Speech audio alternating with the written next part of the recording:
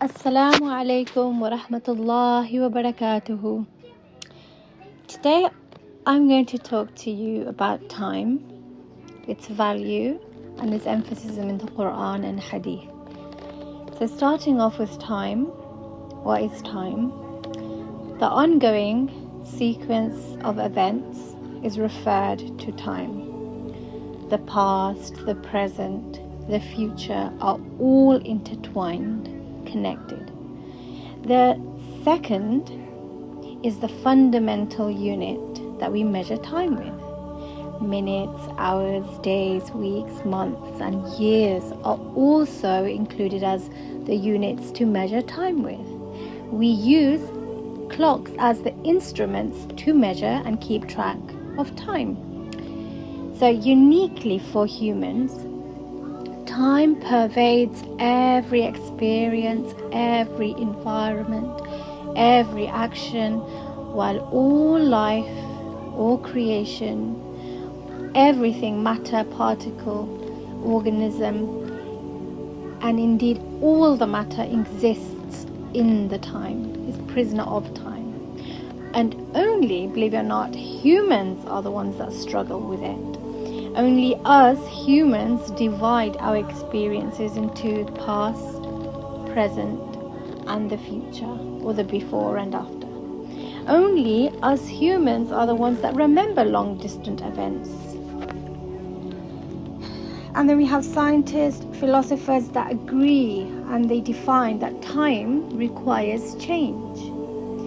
Time may simply be an innate, abstract way for humans to understand and mark change. If there is no change, then there is no time. If it is only the now and there is no changing happening, someone's not growing older, not growing bigger, not growing stronger, not growing weaker, there's no change of physical description, then there is no time. It's not characterized as time or categorized under time. For in order for time, there has to be a progression or regression. So what is time exactly? Physicists define time as the progression of events from the past to the present into the future. Basically, if a system is unchanging, it is timeless. Time can be considered to be the fourth dimension of reality, used to describe events in three-dimensional space. It is not something we can see, it is not something we can touch, it is not something we can taste, but we can measure its passage. Islam universally views time as created, as a creation of Allah. It is God's handiwork, which, like all creation, is under God's command. God acts in and through history, but being eternal He is, and absolute and free of time. Time does not encompass Him, so Allah alone is timeless. In the Quran, one way time is described is as God actively intervening to turn the night, its darkness, into light, the day, and the light, day, into slowly curtaining the night, drawing it across the sky and turning the whole land, everything, into darkness. This means time is completely subjected to God's will. And then the turning of seasons, as the seasons progress from summer to autumn, as the leaves fall from the trees and the green turns to the yellow, as the leaves all scattered, crunchy under our feet. And then from there, as we slowly see as the earth begins to cover and slowly the trees are bare and everything is covered under the snow. And then from winter is slowly, we begin to see life, we begin to hear the chirping of the birds, we begin to see colorful flowers blooming, and the bees and the insects all back doing their daily what they would do normally. And then from the spring it slowly progresses into the summer.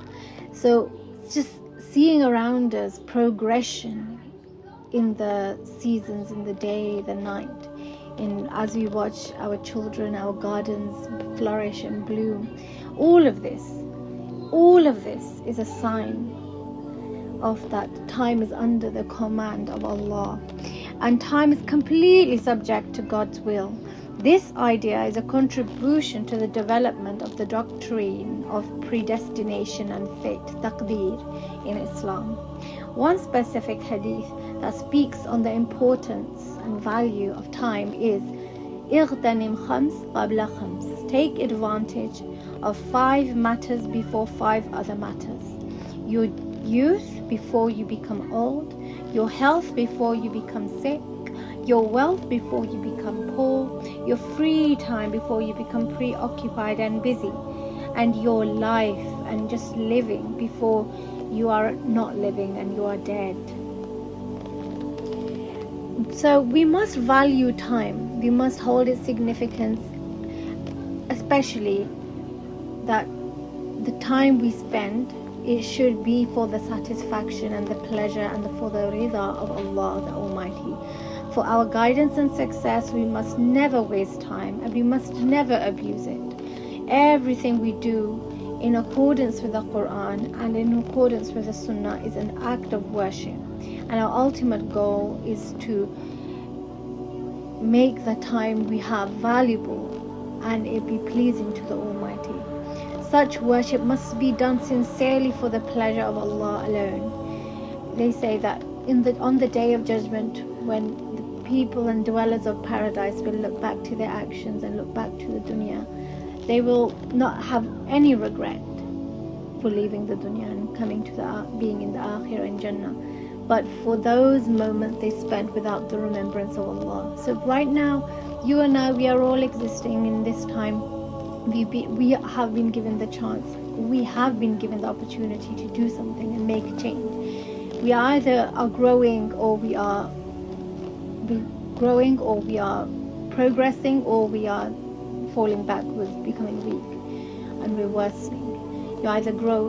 We are all, ultimately we will die one day, but that's an appointed time. So we must remember to keep our spirits and souls nourished and alive. The amount of emphasis on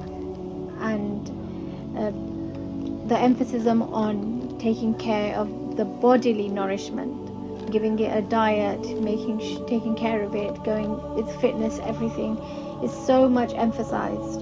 But what about the soul, the spirit that lives inside this body? That spirit has to be nourished and has to be kept fit. The Prophet ﷺ said that مثل الذي يذكر ربه والذي لا يذكر ربه مثل الحي والميت. So the example of the person who remembers Allah and who does not remember Allah is like the example and the difference between the living and the dead.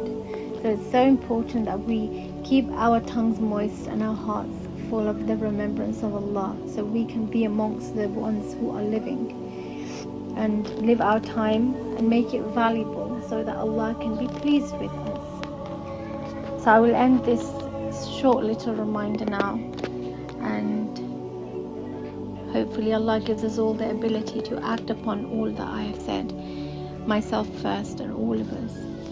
Wa alaikum assalam wa rahmatullah.